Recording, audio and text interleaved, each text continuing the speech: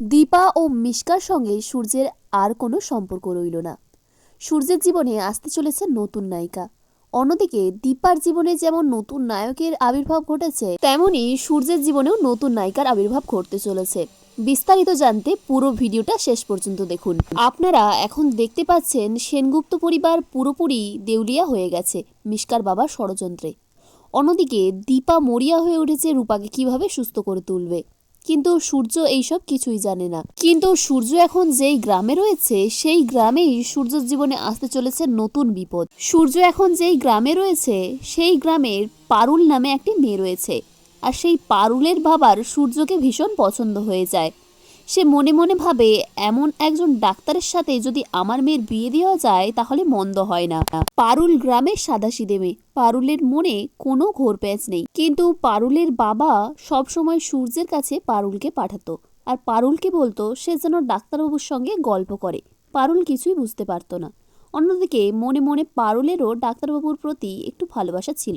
একদিন পারুলের বাবা সূর্যকে বলে সে যেন তার মেয়েকে বিয়ে করে। তারা খুবই গরিব, আর এই গ্রামে তার মেয়ে খুবই সুন্দর, তাই তার মেয়ের দেখাশোনার জন্য সে সূর্যকে সব দায়িত্ব দিতে চায়।